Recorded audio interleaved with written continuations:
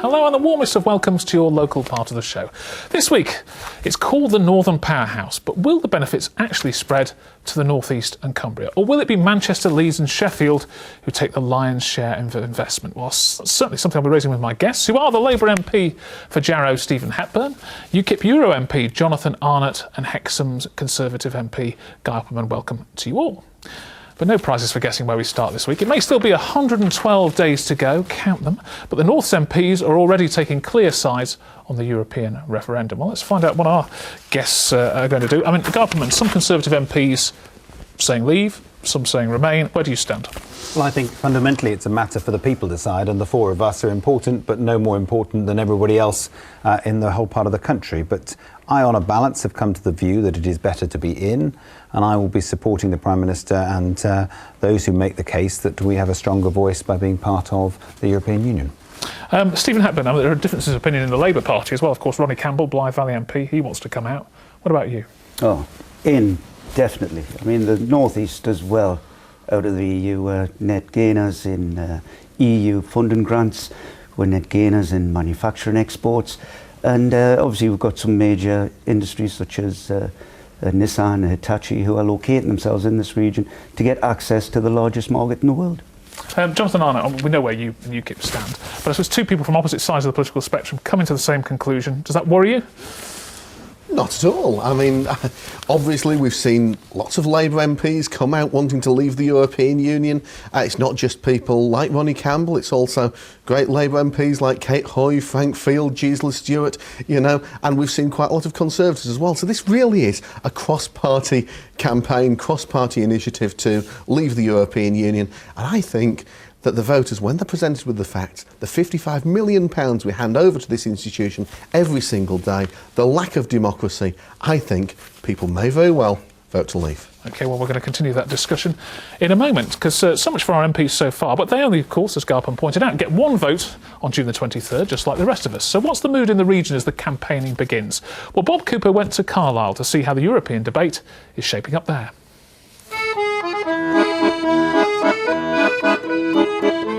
Sipping lattes in the sun, fresh baguettes. We must be in Europe. Well, for the time being at least. Folks are enjoying the cafe culture here in Carlisle, but what do they think of the upcoming referendum on membership of the EU? I am kind of still on the fence on my decision whether to leave or stay. It could affect some of the produce that we buy in the business. The baguettes are from Paris. So what do punters in the street say to the same question? It's not going to be just straightforward, we're just going to walk out of it and close the door, are we? It's going to be a lot of ends to be tied and everything. I don't know, it's just something I don't even think we should be mithering about, really. There's so many other things going on. Which way do you think you're going to be voting in the end then? Stay. It's better to be collective. You can't fight against the Russians and people like that because we haven't got the... Again, it's money, isn't it? In 1975 I voted against, and I've still got a bit of that feeling. But in view of the fact that we've got clowns like Ian Duncan Smith and that voting for out, I'll be voting to stay in. So it's just on the basis of the people who advocate it? To be honest, I think that part of the Tories, I want to deal with the social chapter side of it, if you like, which will lead to privatisation, doing away with the minimum wage, privatisation of health service, if they get it, and doing away with the human rights thing. Others see our relationship with the EU as more transactional, all about buying and selling things in a single market. But in Carlisle's market, there's more scepticism. I really can't see what people in Europe and ministers over there know what is best for us up here. The EU's definitely done now for this business. You know, so many bits of red tape that they brought in over the last 2 years, and it's just made it even harder for smaller businesses, it really has. And what about free movement of people? As long as they're willing to work, don't take advantage of the situation, I think it's good. If you come and take advantage of the system, I don't think it's right. I feel strangely peckish. Well, the early skirmishes over Europe have centred upon employment. And the Hartlepool MP Ian Wright said Brexit would put jobs at risk in the northeast. The ability to be able to trade in the world's largest trading bloc, being part of Europe, is a big, big incentive. And if we're not part of that trading bloc, they'll look elsewhere. Could be that big multinational companies think, I don't want to put my next factory in the northeast, I'll put it in Spain or whatever like that. And that's a risk that I don't think we should take. Ian Wright clearly wanted to stay in, but the Northern Powerhouse Minister, the Stockton South Conservative MP James Wharton, takes the opposite view. He's declared himself in favour of leaving the EU and says the region could be more prosperous by trading in new markets. People who buy the products that we make and the services that we offer, whether that's in the northeast and the north of England or anywhere in the UK, buy our products and services because we're good at what we do, because we make some of the best things in the world, we're some of the most innovative people in the world, and we sell that globally. I think leaving the EU will open up new opportunities to sell to other markets, but I don't think it will close down the European markets either. Europe is an important trading partner. We must maintain that link. James Wharton. Jonathan Arnott, it's a big blow, isn't it, that a company like Nissan this week came out that and said that they would prefer to stay within the European Union, within Britain. They create a lot of jobs out here, obviously make a lot of money. It's got to be a blow, isn't it?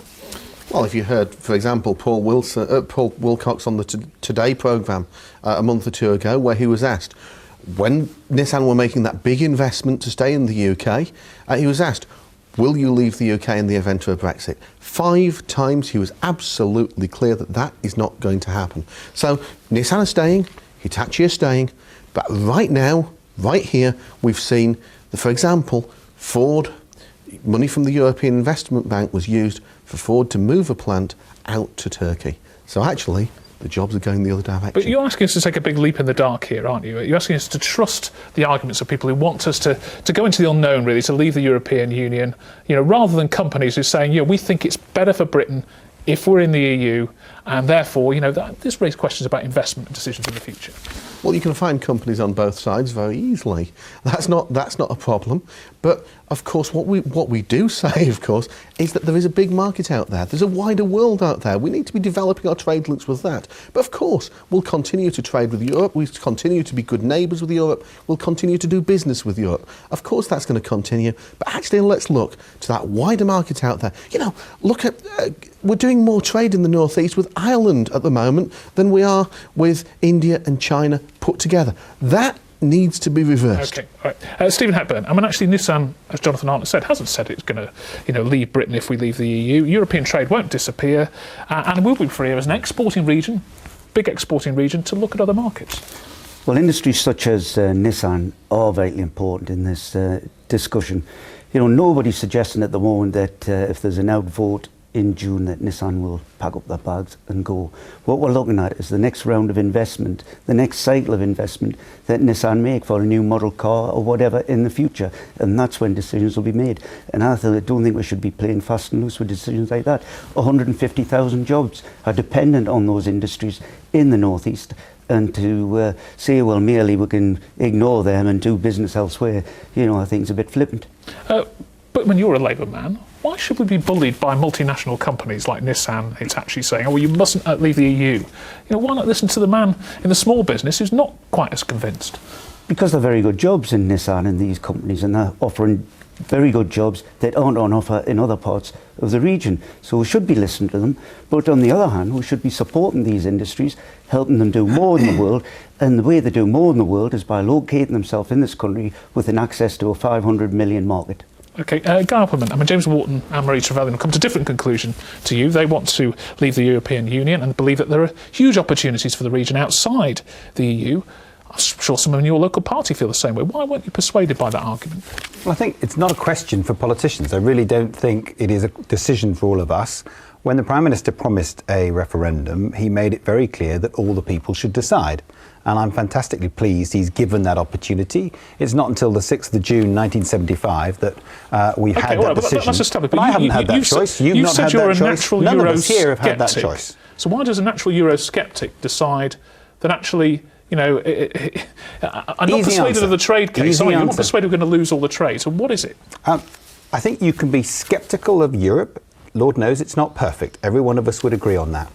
The question is the direction of travel that the Prime Minister has secured the right direction of travel to secure the economic powerhouse that we have got within Europe, plus protections so that Britain can still remain Britain. There are some parts of the European Union who want to integrate and become much more federalist, much more linked to the euro, much more part of the bailout. We are now on a direction of travel, a different speed, which is based upon the common market and based upon an ability to have a much more say of what we're doing. I actually think, on balance, that is the right thing to do. I like a reformed Europe, and that's what I think the Prime Minister has secured so far and is continuing to secure.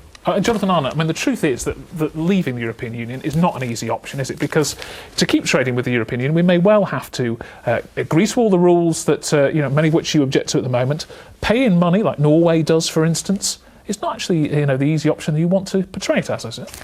Well, of course, there's many different rules that we could, many different routes that we could go down. But the single market legislation is only a small part of all the EU legislation anyway. But when you look at companies like Nissan, Labour were telling us 2 years ago that Nissan would leave the UK if we left the European Union. Now we hear a very different line on that. We were told back at the time when we didn't join the euro that all of these companies would leave, that we'd stop trading if we didn't join the euro. We don't know whether it's true or not, isn't it? It's a risk.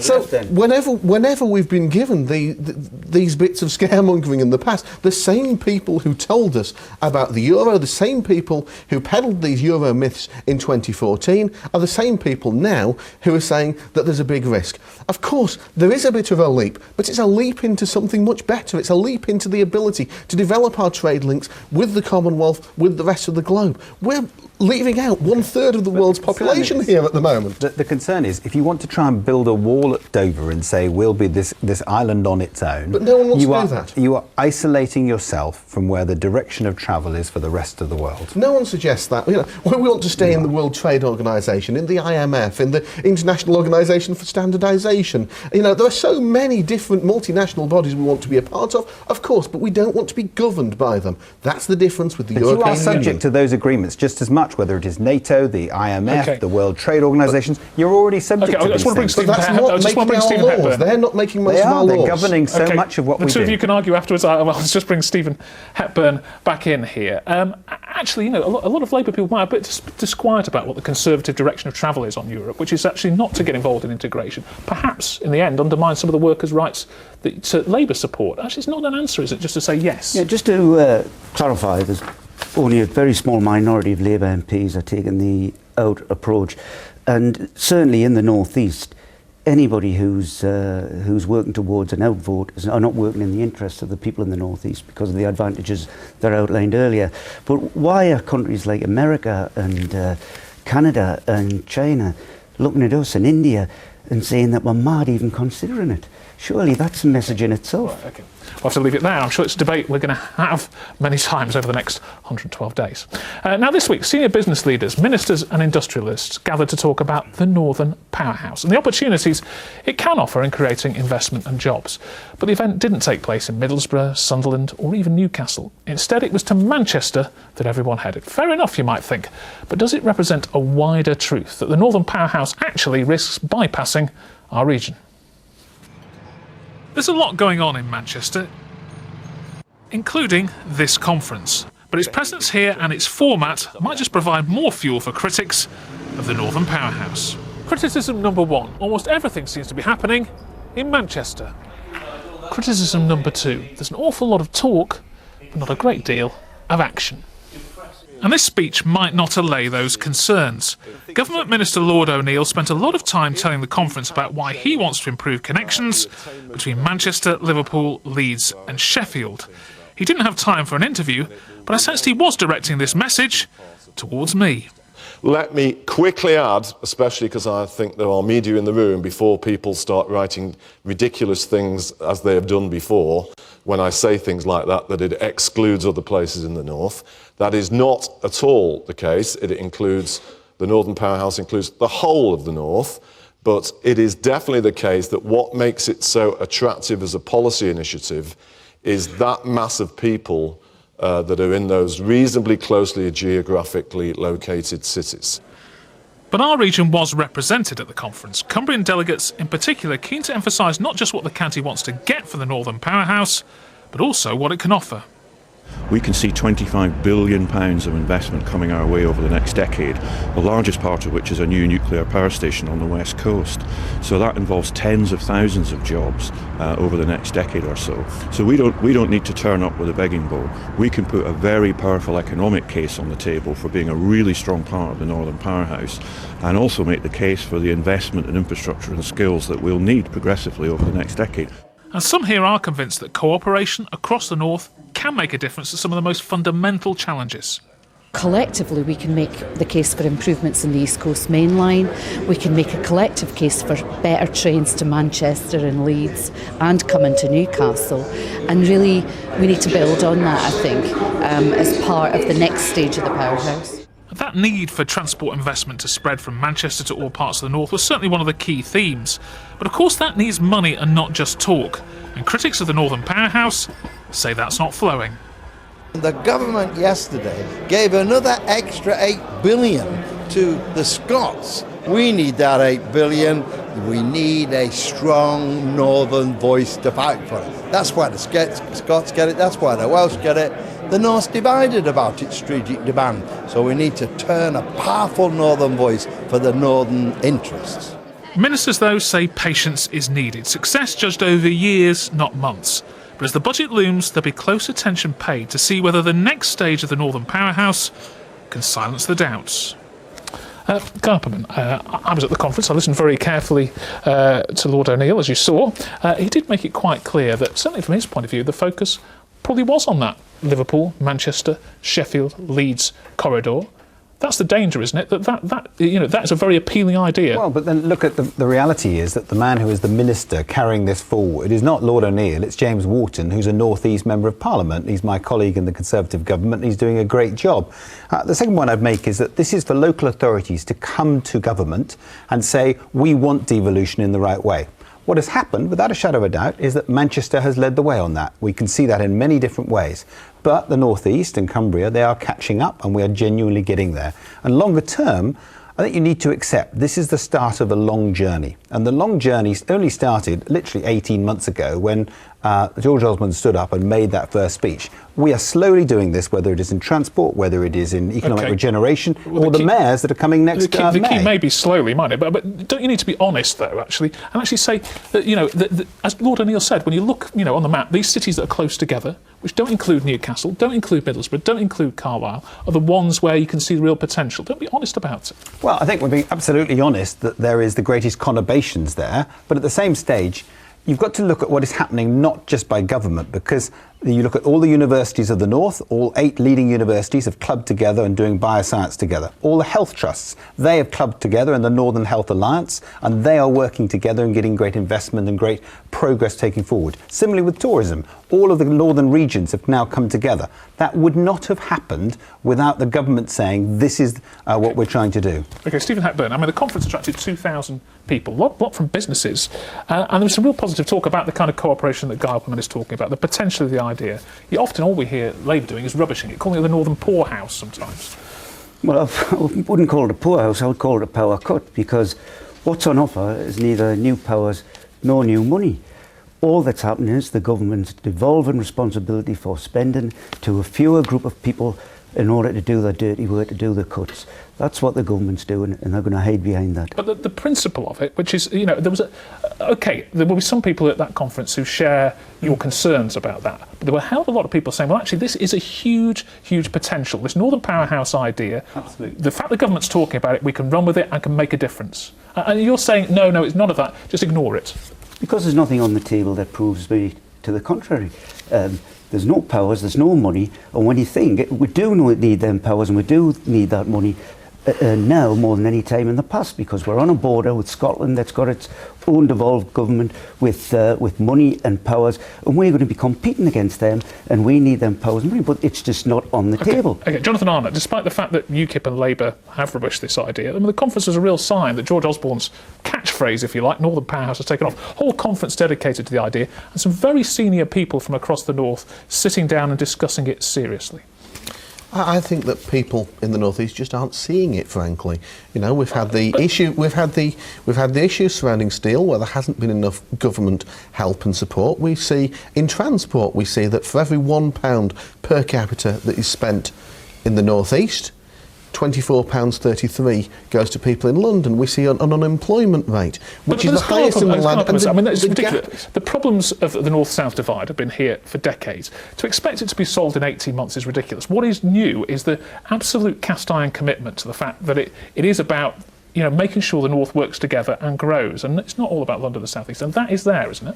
And I think if that were genuinely there, we'd be seeing that cast-iron commitment, and we'd be seeing actual results of that. We'd see, for example, the A1 being properly dualled, the A69 being properly dualled. We'd see more investment in, you know, we're not seeing those things in the areas where we should be. Let's put that to Guy upon a minute. When we come to the budget coming up very soon, if there isn't a real significant commitment to northern infrastructure investment in transport, etc., people will entitled to be, you know, carry on being cynical about it. But we are already investing in these things, and that direction is already taking place. I mean, you go back to the clip you played, which was the chief executive of Newcastle Council, which is a very Labour council, saying this is a good idea. You've got the local authorities of the regions that we represent. They are coming together and saying the bottom line is it is better if we work collectively rather than just fighting on our individual. You would accept, wouldn't you, that we have to see some big transport investment? We are already seeing that big transport investment. Nothing like what happened with Crossrail in London, to be fair, though, is it? Crossrail clearly is a one-off project which has dwarfed all other projects for the last 10 years. You and I know that. The bottom line is this: it has to be good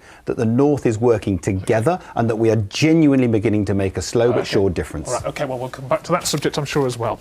It seems we may have fewer MPs in the North East and Cumbria in the future. Don't weep too much. With that story and the rest of the week's news, here's Bob again with our regular 60-second roundup.